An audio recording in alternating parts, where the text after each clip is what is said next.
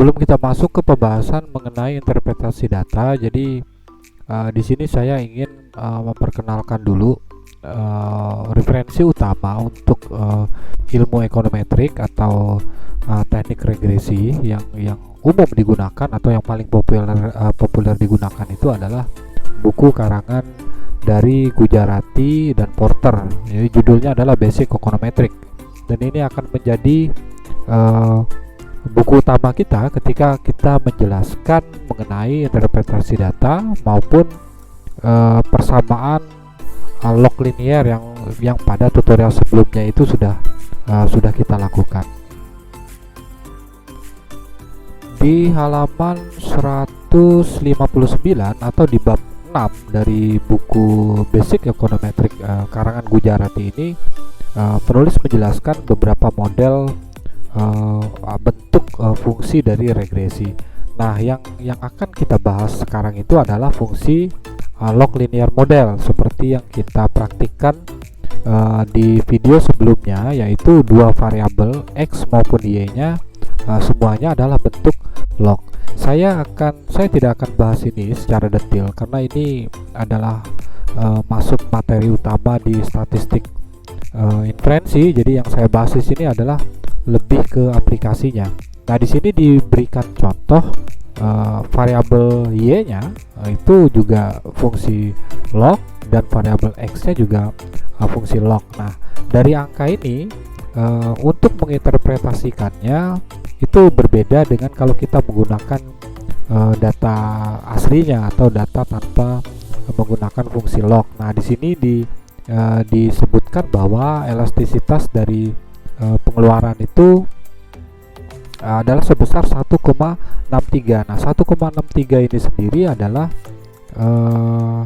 koefisien dari pengeluaran pribadi. PCEX ini adalah pengeluaran pribadi 1,63. Di sini bisa diinterpretasi bahwa setiap kenaikan 1% dari pengeluaran pribadi maka akan menaikkan Y sebesar 1,63%. Jadi interpretasi untuk fungsi double log x dan y nya sama-sama log, maka diinterpretasikan itu kenaikan atau penurunan itu adalah dalam bentuk persen. Jadi itulah perbedaan antara fungsi log dengan non log kalau seandainya rasio yang kita gunakan adalah rasio data aslinya. Sekarang kita kembali ke output SPSS. Ini adalah output yang sebelumnya sudah kita hasilkan dari tutorial sebelumnya. Jadi saya akan mulai dari output pertama. Di output pertama ini adalah variabel enter remove. Ini menjelaskan mengenai variabel independen yang kita gunakan. Ini x1 sampai x3. Kemudian di sini ada variabel terikatnya, dependent variabelnya yaitu y. Kemudian di kedua model summary. Model summary ini berisi tentang korelasi. Jadi kalau di sini ada angka R, ini adalah angka korelasi sebesar 0,826. Kemudian ada R square sebesar 0,683 dan adjusted R square sebesar 0,659.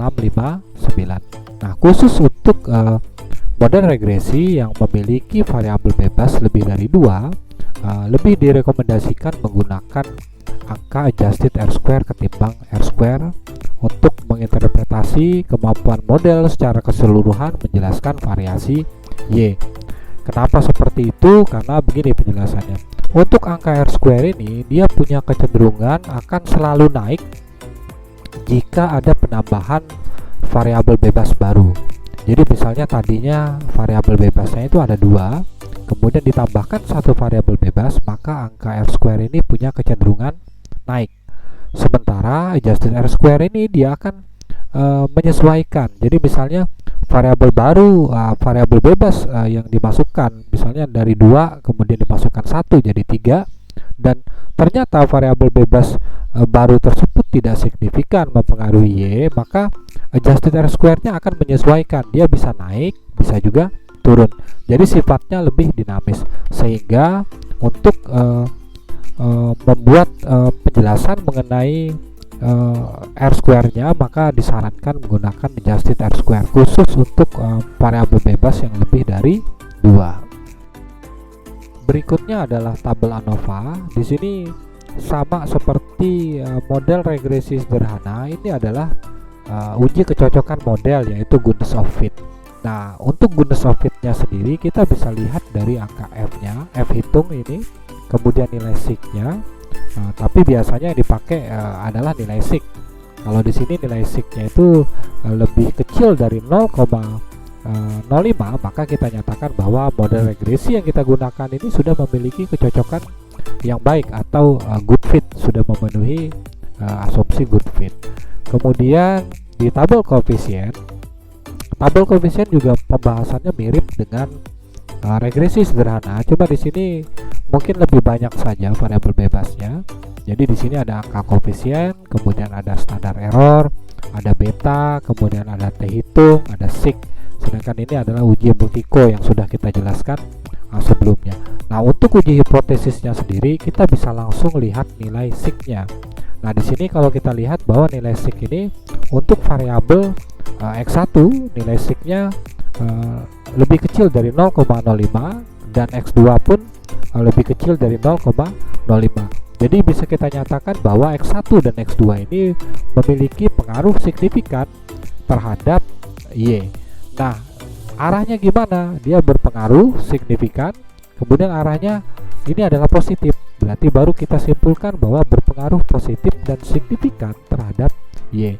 Jadi antara signifikan dan arah positif negatif itu adalah dua hal yang berbeda. Jadi pertama itu kita lihat dulu ini angka koefisien ini angka pengaruhnya, kemudian angka signifikansinya yang ini. Jadi jangan sampai kalau misalnya sig-nya, misalnya di sini angka sig-nya di sini 0,236, nanti kita bikin kesimpulan bahwa X3 tidak berpengaruh signifikan terhadap Y. Sebetulnya bahasa yang tepat bukan seperti itu. Bahasa yang tepatnya adalah X3 berpengaruh namun tidak signifikan. Dia punya pengaruh karena angkanya yang di sini tidak 0, tapi dia tidak signifikan. Jadi itu adalah pengaruh dan signifikansi itu adalah dua hal yang berbeda dalam regresi. Jadi bahasanya adalah, saya ulang, bahwa untuk yang khusus yang ketiga, kalau seandainya sig-nya lebih besar dari 0,05, maka kita bisa nyatakan bahwa X3 berpengaruh namun tidak signifikan terhadap Y. Ini adalah output yang sudah saya copy ke Excel. Jadi ini adalah dari output SPSS tadi itu. Saya akan menjelaskan mengenai interpretasi. Seperti di awal tadi saya sudah jelaskan bahwa interpretasi untuk angka koefisien menggunakan fungsi log-log itu berbeda dengan kalau seandainya kita menggunakan data aslinya. Nah, kalau untuk yang pertama ini kita bisa lihat nilai konstantanya sebesar 3,594, kemudian koefisien B1-nya ini adalah sebesar 0,572. Nah, ini artinya kita bisa nyatakan bahwa setiap kenaikan 1% dari X1 maka akan menaikkan Y sebesar 0,576%. Untuk yang kedua juga seperti itu. Ini angka koefisiennya sebesar 0,182. Artinya setiap kenaikan pada X2 maka akan menaikkan Y, setiap kenaikan 1% pada X2 maka akan menaikkan Y sebesar 0,182%. Kenapa dibilang setiap kenaikan? Karena arahnya ini positif gitu. Jadi kalau seandainya koefisiennya positif, maka kita bisa interpretasikan setiap kenaikan X maka akan menaikkan Y. Berbeda halnya kalau seandainya koefisiennya itu negatif, berarti sebaliknya, setiap kenaikan X maka akan menurunkan Y kalau seandainya angkanya negatif. Tapi karena di sini semuanya positif, maka kita bisa nyatakan bahwa setiap kenaikan X maka akan menaikkan Y. Sementara angka yang di sini ini adalah angka yang kita bisa interpretasikan dalam bentuk